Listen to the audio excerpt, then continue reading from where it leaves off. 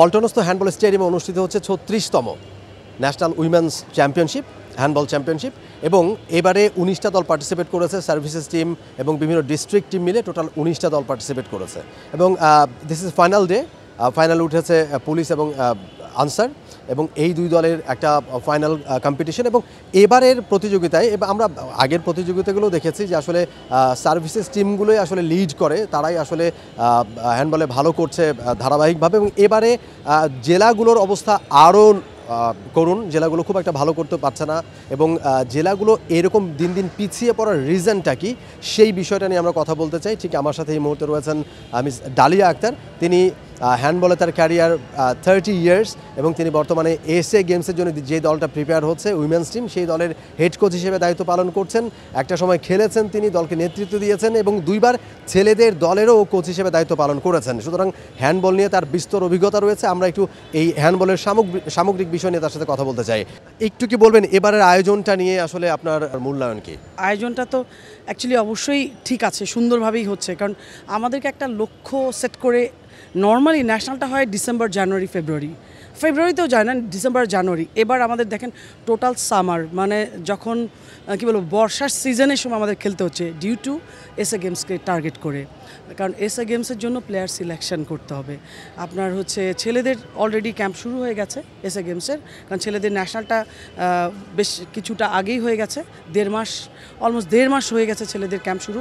তো মেয়েদেরটার জন্য ঈদের পরে করতে যে বিভিন্ন কারণে স্থাপনাগুলো বিজি থাকার কারণে আমরা ন্যাশনালটার একটা ডেট ছিল, সেই ডেটটাও পিছিয়েছে। তো পেছানোর কারণে এই এখন আজকে গিয়ে শেষ হবে। আগামীকাল থেকে যে এসএ গেমসের যে ন্যাশনাল ক্যাম্পটা জাতীয় দলের, সেই ক্যাম্পটা ক্লোজ হবে আগামীকাল থেকে। তো সিলেকশন প্রসেসের জন্যই অ্যাকচুয়ালি আমাদের এই ন্যাশনাল ক্যাম্পটা একটু পেছিয়েছে। এবারে কেমন ট্যালেন্ট দেখলেন আপনারা, এবং সেই ট্যালেন্টগুলো আসলে ম্যাক্সিমাম কোন টিম থেকে, ডিস্ট্রিক্ট থেকে যে টিমগুলো আসে সেখান থেকে পেয়েছেন, নাকি সার্ভিসেস টিমগুলোর মধ্যে থেকেই পেয়েছেন? দেখুন, বরাবরই সার্ভিসেস দলগুলাই ডমিনেট করে, এটাই স্বাভাবিক প্রসেস, কারণ তাদের তো টিমটা পরিচালনা ওভাবেই হয়ে থাকে, কারণ তারা একটা জব করে, মানে স্পোর্টস কোটায় জব করে, তাদের কাজটাই হচ্ছে খেলা। তো ওইখানে আর যখন ডিস্ট্রিক্ট লেভেলের যে ব্যাপারটা, সেটা হচ্ছে যে ডিস্ট্রিক্টের ফ্যাসিলিটিসটা ওইভাবে থাকে না। 2 নম্বর ট্রেনিংটা ওরকম লং ট্রেনিংটা হয় না। 3 নম্বর তাদের ম্যাচের অভিজ্ঞতাটাও সার্ভিসেস দলে যারা খেলে তারা একটা পর্যায়ে গিয়ে, আর এই সার্ভিসেস দলের খেলোয়াড়গুলো কোনো না কোনো জেলা থেকেই আসা, কিন্তু তারা তো অন্যভাবে আসেনি। তারপরেও সার্ভিসেস টিমে যেহেতু ওরা একটা ডিসিপ্লিনের মধ্যে রয়েছে, ওরা রেগুলার ট্রেনিং করছে, যদি আমি পার্থক্য করতে বলি, সার্ভিসেস টিম থেকে জেলাগুলো আসলে কতটা পিছিয়ে রয়েছে, যদি এটা একটু বলেন। না, কিছু জেলা যে ভালো করেনি সেটা না, কিছু জেলা অবশ্যই ভালো করছে, যারাই চর্চা করছে, যারাই প্র্যাকটিস করছে, যেসব জেলা একাডেমিগুলো আছে, হ্যান্ডবল একাডেমি বাংলাদেশে বেশ কয়েকটি জেলা হ্যান্ডবল নিয়ে কাজ করছে। উইমেন হ্যান্ডবল নিয়ে কিছু জেলা কাজ করে, মেন্স হ্যান্ডবল নিয়ে কিছু জেলা কাজ করে। সো সেই ক্ষেত্রে যারা কাজ করছে তারা কিন্তু বেশ ভালো করছে। ফ্যাসিলিটিসের কথা বলছিলেন আপনি, আসলে বাংলাদেশের প্রেক্ষাপটে হ্যান্ডবলের জন্য এই ঢাকার বাইরে কেমন ফ্যাসিলিটিস রয়েছে? আপনি বিভিন্ন জায়গায় আছেন, প্রায় গোটা বাংলাদেশে আপনি হ্যান্ডবল নিয়ে বিভিন্ন জায়গায় কাজ করতে গেছেন, আপনার এক্সপিরিয়েন্সটা যদি শেয়ার করেন। মানে বাংলাদেশের, মানে ঢাকার বাইরে বলতে গেলে, যে যদি আমি স্পেসিফিক করে বলি, সেটা হচ্ছে যে এই স্টেডিয়াম বাদে বাংলাদেশে আর কোনো হ্যান্ডবল স্টেডিয়াম নাই, হ্যান্ডবল গ্রাউন্ড নাই। আপনাকে আমি একটা ইন্টারেস্টিং, আপনার মাধ্যমে টি স্পোর্টসের মাধ্যমে ইন্টারেস্টিং একটা বিষয় আবার বলা চলে, একটু আমাদের কাছে একটা দুঃখেরও পরিতাপেরও বিষয়, সেটা হলো যে উজবেকিস্তানের টিম নিয়ে গেছিলাম মানে আইএইচএফের সেকেন্ড রাউন্ড খেলতে। এটা ছিল কন্টিনেন্টাল ফেস। ফার্স্ট রাউন্ড ঢাকাতেই হয়েছিল, উইমেন্সদের আন্ডার 17-এর আমি হেড কোচ ছিলাম।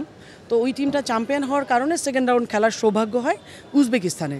সেখানে গিয়ে আমরা উজবেকিস্তানে যখন খেলতে গেলাম, আমি মানে একটু তাদের সাথে কথা বললাম যে অ্যাকচুয়ালি কীভাবে আপনাদের হ্যান্ডবলটাকে আপনারা কীভাবে নারিশ করেন বা পেট্রোনাইজ করেন, এভাবে কীভাবে দলগুলোকে। তো জিজ্ঞেস করলাম যে আপনার এই টার্ফের নাম ট্যারাফ্লেক্স ফিল্ড আপনার উজবেকিস্তানে কতগুলো। সে আমাকে তথ্য দিল 65 ফিল্ড তাদের কান্ট্রিতে, উজবেকিস্তানে। তো আমি ওকে জাস্ট বললাম যে we have just 1 field, and ওখানেই আমাদের men's team, women's team, youth team, everything ওখানে প্র্যাকটিস, এভরিথিং ওখানে টুর্নামেন্ট। সো আপনি একটা ভালো টিমের জন্য বিহাইন্ডে সর্বপ্রথম যে জরুরি যে বিষয়টা, সেটা হচ্ছে যে গ্রাউন্ড। আপনি খেলার মাঠ নেই, তাহলে খেলবেন কোথায়? আপনি প্লেয়ারদেরকে রাখবেন, হোস্টেল নেই। দ্যাট মিনস আমাদের খেলোয়াড়রা প্রথমে যখন খেলাটা তারা শেখে তারা হচ্ছে ঘাসের মাঠে খেলা শিখছে, কিন্তু এইখানে এসে যখন এই ট্রাফ্লেক্সে যখন খেলছে তখন এসে ডিফারেন্ট একটা এক্সপিরিয়েন্সের সম্মুখীন হচ্ছে তারা। এটা তো অবশ্যই। আর এইবারের যে ন্যাশনালে আপনি বলছিলেন একটু আগে যে ন্যাশনাল মানে ডিস্ট্রিক্ট লেভেলে পারফরমেন্সগুলো একটু ইফেক্ট করছে, ওইরকম ভালো হচ্ছে না। এটার কারণ হচ্ছে পুরোপুরি বর্ষার সিজন, কোনো টিমই প্র্যাকটিস করে আসতে পারেনি, কারণ টানা বৃষ্টি হয়েছে, বৃষ্টির মধ্যে প্র্যাকটিস করতে পারেনি, মাঠে মানে একদম পানিতে ভরেছিল। তো এখন হ্যান্ডবল হচ্ছে ইনডোর গেম, ইনডোর গ্রাউন্ড থাকলে মানে এখন কি ইন্টারন্যাশনাল সমস্ত আয়োজন কি ইনডোরই হয়? হ্যান্ডবল মানে একদমই ইনডোর গেম, মানে শুধু বিচ হ্যান্ডবল তো ইট ইস ডিফারেন্ট। আপনি হুইল চেয়ার হ্যান্ডবল বলেন, স্পেশাল চিলড্রেনদের বা স্পেশাল অলিম্পিক হ্যান্ডবল বলেন, মানে ইন্টালেকচুয়াল ডিসাবিলিটিস বলেন, ফিজিক্যাল ডিসাবিলিটিস বলেন, যাই বলেন, এভরিথিং ফিল্ড হচ্ছে ট্যারাফ্লেক্স, ইনডোর ফিল্ড। সো আপনি হ্যান্ডবল চালাতে গেলে আপনাকে এই ফিল্ড দরকার। তো আমাদের মানে দেশে আরও যদি আমার একটা মেসেজ আমি পৌঁছে দিতে চাই, যদি সম্ভব হয় গভর্নমেন্টের থ্রুতে বাংলাদেশের 8টা বিভাগে 8টা হ্যান্ডবল স্টেডিয়াম, তো বিভাগীয় সিটিগুলোতে হ্যান্ডবলের চর্চাটা একটু বেশি হতে পারতো, ওখান থেকে খেলোয়াড়গুলোকে আমরা একটু পেতাম, আমাদের বিকেএসপিটা যদি হয়ে যায়। মানে আপনি কি তাহলে বলতে চাচ্ছেন যে এই যে ট্রাফ্লেক্স নাই, মানে এই হ্যান্ডবলের জন্য যেই ধরনের মানে সুযোগ সুবিধা প্রয়োজন সেটা শুধুমাত্র এইখানে ছাড়া, এই হ্যান্ডবল স্টেডিয়াম বা এই ফেডারেশনের আন্ডারে যে ইনডোরটা, এটা ছাড়া আর কোথাও নাই? দ্যাটস দ্য রিজন যে আমরা এই কারণেই ইন্টারন্যাশনাল সার্কিটে গিয়ে আমাদের সাফল্য ওইভাবে করে আমরা পাচ্ছি না, এটাই কি main reason? Only not that the reason. আরেকটা একটু কারেকশন আছে, সেটা হলো যে এই ধরনের গ্রাউন্ড আনসার বিডিপির ওদের পার্সোনাল একটা গ্রাউন্ড আছে এই ধরনের, আর জামালপুরে একটা স্টেডিয়াম হ্যান্ডবল একাডেমি ওখানে আছে, মানে অ্যাকচুয়ালি জামালপুর স্টেডিয়ামের। সো এই কিন্তু হ্যান্ডবল ফেডারেশনের আওতায় তো সেগুলো না, সেগুলো মানে অন্য কারো প্রতিষ্ঠানের। সো সেইটা তো আর আমরা অ্যাক্সেস করতে পারি না। তো যে জন্য আমাদের যদি গভর্নমেন্টের থ্রুতেই এটা যেরকম হয়েছে এরকম আরও 7টা স্টেডিয়াম হয়, তাহলে আমাদের হ্যান্ডবলের চর্চাটা বেড়ে যায়। আর একাডেমিগুলোর দিকে যদি একটু নজর দেওয়া যায়, আমাদের এইবারের যে কমিটি, এখানে অনেক কিছুই আমরা ইম্প্রোভাইজ করার চেষ্টা করছি। দেখুন, এই যে আপনি অ্যানালাইসিস একটা টিম আমরা করেছি, অ্যানালিস্ট দ্বারা পারফরমেন্স অ্যানালাইসিস করে ন্যাশনাল টিমে কল করা হচ্ছে, এটা কিন্তু এর আগে কখনোই হয়নি। হ্যাঁ, এটা কিন্তু বিশ্বের সব দেশে হয়ে থাকে, ভালো যারা পারফর্ম করে। তারপরে ধরুন আসার পরে একটা যে কোয়ান্টিটি আমরা নিয়েছি, সিলেকশনে যারা এসছে তারা কিন্তু 3 দিনে একটা ফিটনেস ট্রায়াল দিবে। তার ফিটনেসে যদি তারা আপ টু দ্য মার্ক না হয়, সেক্ষেত্রে ওই আপ টু দ্য মার্ক প্লেয়ারটাই কন্টিনিউ করবে ক্যাম্পে, আদারওয়াইজ তারা কন্টিনিউ করবে। দ্যাট মিনস এখানে এনকারেজও করা হচ্ছে যে you need to be fit for the national team. যখনই খেলা তখনই ট্রেনিং করবে, বা ফেডারেশনেই সব দায়িত্ব ট্রেনিং করাবে, ব্যাপারটা এমন না। প্লেয়ারকেও ফিট থাকতে হবে, একটা ভালো পারফরমেন্সের জন্য অনেকগুলো সেক্টরে কাজ করা লাগবে। তো হোপফুলি আমাদের এখনকার যেটা হচ্ছে সেটা আমরা খুব চেষ্টা করছি যে একটু ভালো একটা অবস্থানে নেওয়ার জন্য, একটা গতি আনার জন্য, ইয়ুথ লেভেল থেকে খুব ধাপে ধাপে অনেকগুলো, যেমন স্কুলটা আমাদের এবার হবে যেটা পুরো বাংলাদেশকে নিয়ে, এর আগে কখনোই হয়নি, যে ঢাকা কেন্দ্রিক ছিল, শুধু ক্যাপিটালের স্কুলগুলো খেলতো। এবার কিন্তু সেটা পুরো বাংলাদেশ নিয়ে ইন্টার স্কুল যেভাবে হয়, লাইক ওরকম ডিভিশনাল টিমগুলো, চ্যাম্পিয়ন টিমগুলো এসে ন্যাশনাল খেলবে। তো হুইচ ইজ আমার কাছে মনে হয় একটু ডিফারেন্ট কিছু, যেটা প্রগ্রেসের জন্য অবশ্যই একটা পজিটিভ দিক হবে। থ্যাংক ইউ সো মাচ আপনাকে সময় দেওয়ার জন্য আমাদেরকে, থ্যাংক ইউ।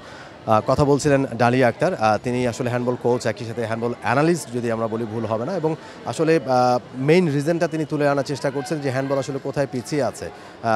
ফ্যাসিলিটিসের আসলে কোনো বিকল্প নেই, এবং সেটা যদি এনশিওর করা না যায় তাহলে আসলে শুধু এই প্রতি বছর ন্যাশনাল চ্যাম্পিয়নশিপ কিংবা কিছু টুর্নামেন্ট করে এই হ্যান্ডবলের চিত্র চেঞ্জ করা যাবে না, শুধু অর্থই খরচ হবে।